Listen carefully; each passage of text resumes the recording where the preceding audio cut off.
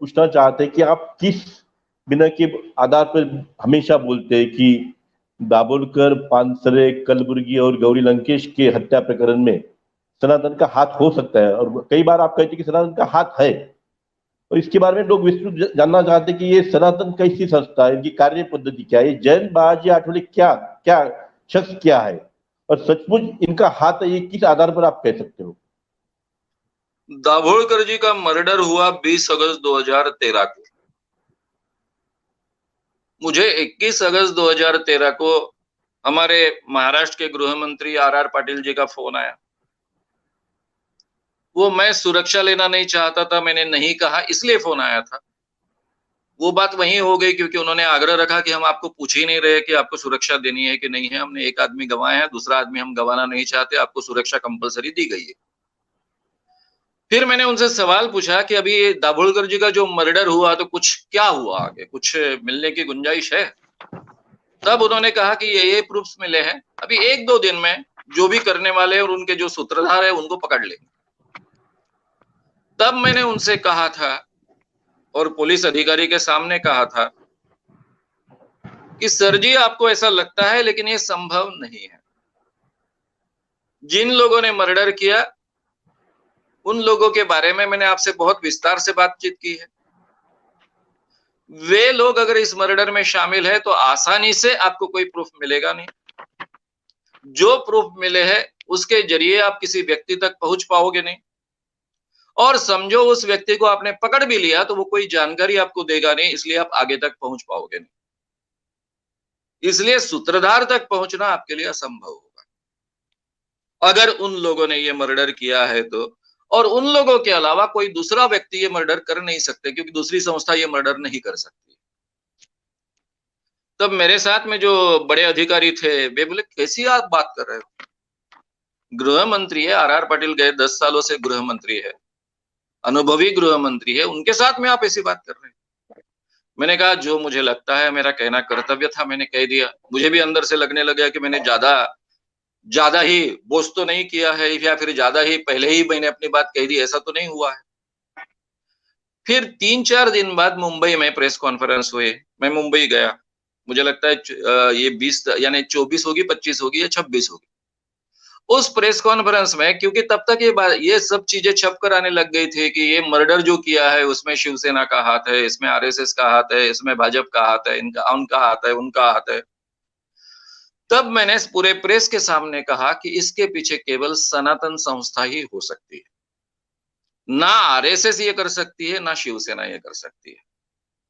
दाभोलकर मेरे ही संगठन में पहले काम करते थे, उन्होंने अपना अलग संगठन शुरू किया। वे भी भगवान और धर्म के खिलाफ न बोलते हुए काम करते थे।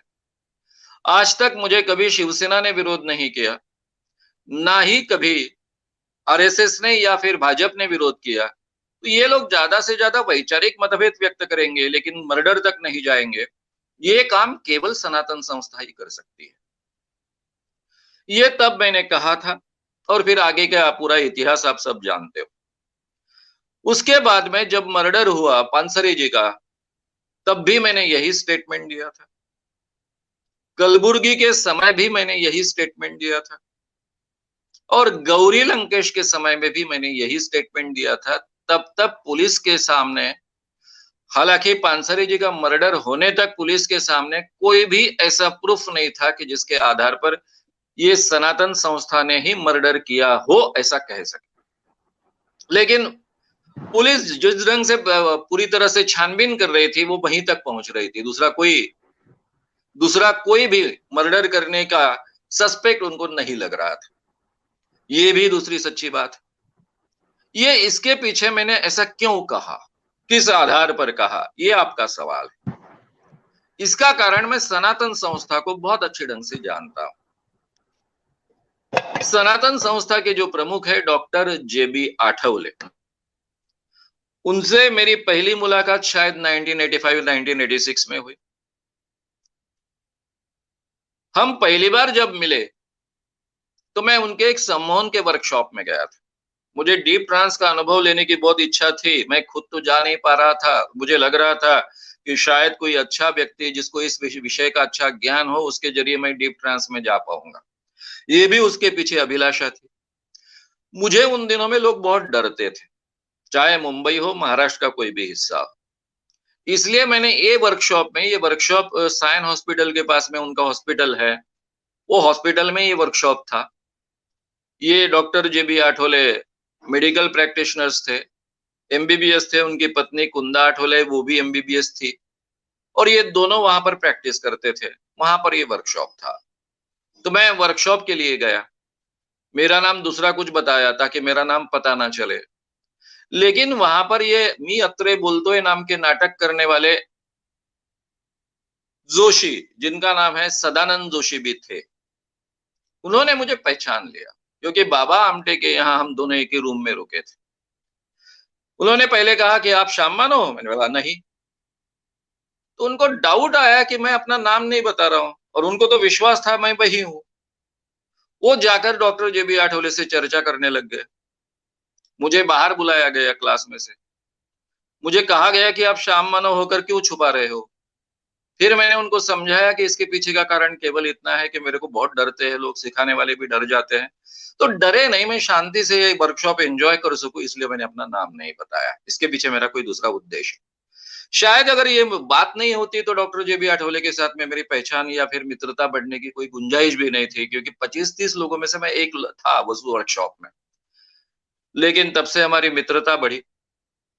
फिर ये उनका स्टैंडिंग इनविटेशन था कि जब भी आप मुंबई आएंगे तो मुंबई आने के बाद में एक दिन शाम का समय निकालिए, रात का समय निकालिए, प्रोग्राम कर कर आइए। देरी से रात को आए तो भी चलेंगे, साथ में खाना खाएंगे, गप्पे मारेंगे।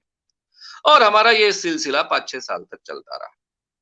मैंने उनसे मित्रता एस्टेब्लिश इसलिए की कि मैं काफी जानकारी सम्मोहन के बारे में जानना चाहता था, क्योंकि डॉक्टर जेबी आठवले इन्होंने इंग्लैंड में 9 साल तक ये विषय सिखाया था मेडिकल कॉलेज में, और साथ में वो प्रैक्टिस भी करते थे। मेडिकल कॉलेज के साथ में जो हॉस्पिटल होता है वहां इसकी हिप्नोथेरेपी का ट्रीटमेंट भी देते थे, दोनों पति पत्नी देते थे। तो दोनों के साथ में हमारी चर्चाएं होती थी, काफी सालों तक ये चर्चाएं चलती रही। सम्मोहन ये विषय छूट गया क्योंकि उनको जितना ज्ञान था उतना ज्ञान तब तक मैं प्राप्त कर चुका था, तो मुझे कोई बहुत ज्यादा ज्ञान तो उनसे प्राप्त नहीं हुआ। लेकिन हमारा चर्चा का विषय रहता था आध्यात्म और बाकी विषयों। वे हमेशा कहते थे कि इस बाबा में ये बड़ी आध्यात्मिक शक्ति है, इसमें 90% आध्यात्मिक शक्ति है, इसमें 80% आध्यात्मिक शक्ति है, इसमें 70% आध्यात्मिक शक्ति है। उसमें से कई बाबाओं को मैंने पहले पहले एक्सपोज किया रहता था। आगे आगे ऐसा हो गया कि उन्होंने नए बाबा का नाम बताया और मैंने अगर उसको एक्सपोज नहीं किया तो मैं जाकर किसी बहाने उसको एक्सपोज कराता था। ऐसा 5-6 साल तक हमारा चलता रहा। मेरे पास मेरे व्याख्यान के बाद में काफी पेशेंट्स आते थे, उनमें से काफी पेशेंट्स मैं उनके पास भेजता था, जिनके पास पैसा है, जो मुंबई आकर ट्रीटमेंट ले सकते हैं, ऐसे लोगों को उनके पास भेजता था, क्योंकि वो हिप्नोथेरेपिस्ट थे और साइकेट्रिस्ट केवल दवाइयां देते थे और दवाइयां देने से कई सवाल छूटते नहीं थे, कई पेशेंट्स ठीक नहीं होते थे।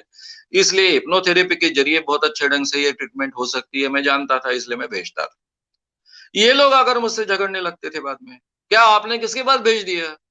आपने हमको अंधविश्वास से बाहर निकालने के लिए हिप्नोथेरेपी के ट्रीटमेंट के लिए भेजा, और डॉक्टर जेबी आठवले कहते हैं कि आप पर आपके कुल देवता का कोप हुआ है, इसलिए कुल देवता की पूजा कीजिए, कुल देवता की ऐसे ऐसे ऐसे उसको प्रसन्न करने के लिए ये कीजिए।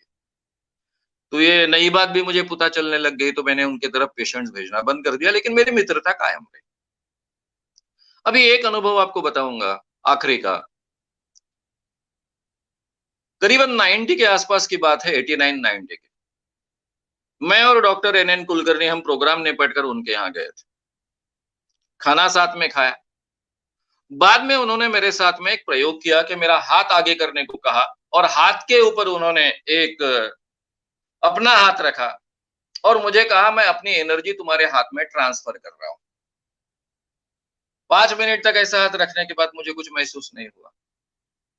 मैंने डॉक्टर साहब को कहा कि आप हिप्नोथेरेपिस्ट हो, मैं भी हिप्नोथेरेपिस्ट हूं, आप जानते हो कि अगर मैंने सजेशन स्वीकारना नहीं मान्य की, मैंने नहीं सजेशन स्वीकारा, तो मुझे कुछ फील नहीं होगा, ना ही मैं एनर्जी महसूस करने लगूंगा।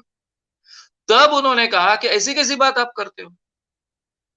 मैं इसका कारण जानता हूं कि मेरे हाथ से जो पॉजिटिव एनर्जी आपके हाथ में जानी चाहिए थी, बीच में आपकी नेगेटिव एनर्जी आड़ी आती है और वो सशक्त होने के कारण वो न्यूट्रलाइज हो जाती है।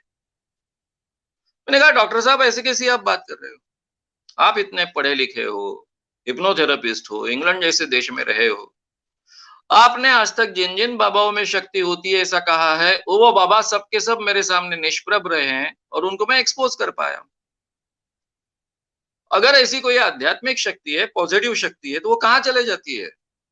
वो बोले मैं इसका रीजन ढूंढता हूं। फिर वो 15-1 मिनट तक ध्यान लगाकर बैठे।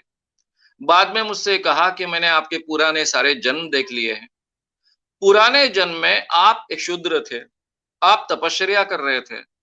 ये इसलिए वो उस जमाने के ब्राह्मणों को बहुत गुस्सा आया और उन्होंने आपका सिर काट दिया। यानी रामायण में जो शंभुक की कथा हम सुनते हैं, धड़ से मुझे वो याद आ गई। फिर तब से आप बहुत शक्तिशाली बने हुए थे तपश्चर्या के कारण। वो शक्ति लेकर आप इस जन्म में आए।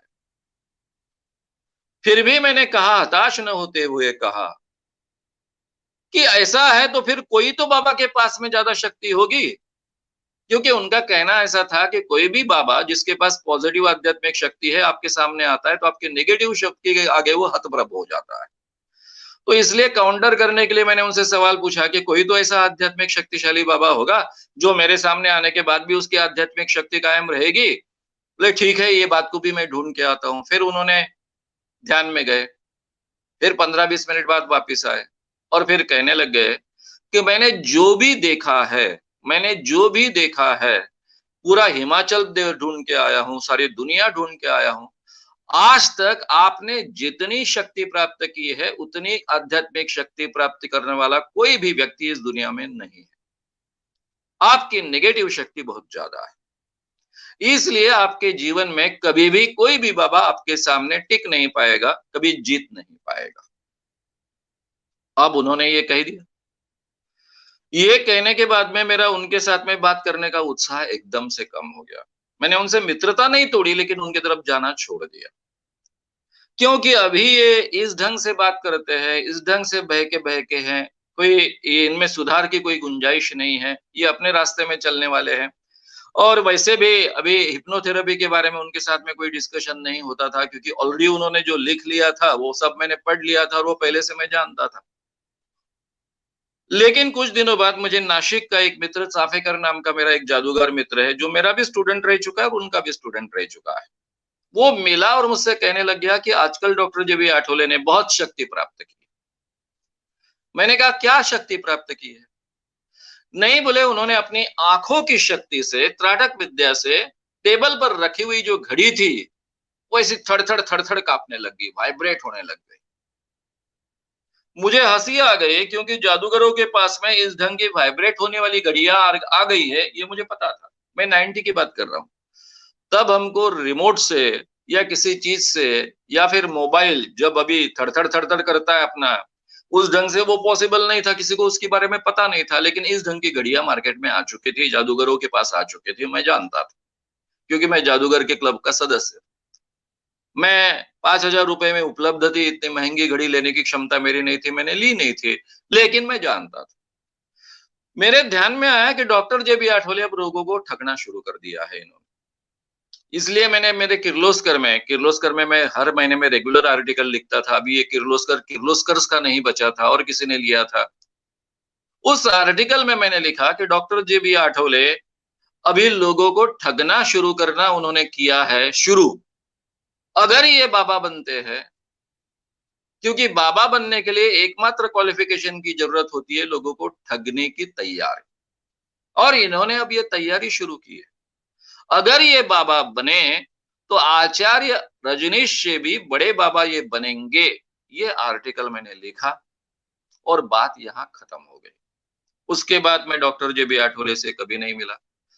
बाद में मैं धीरे धीरे देखते गया कि सनातन संस्था सफेद साड़ियों में सनातन प्रभात गांव-गांव में स्त्रियां बेच रही हैं। मैंने बोला ठीक है, इन्होंने अभी आध्यात्मिक गुरु बनने का तय किया है, उस दिशा में ये चल पड़े हैं। तो इस ढंग से मेरा पहले से उनसे परिचय रहा है, इसलिए मैं सनातन संस्था को बहुत अच्छे ढंग से जानता हूँ और उसके आधार पर ये बातें मैंने कही थी।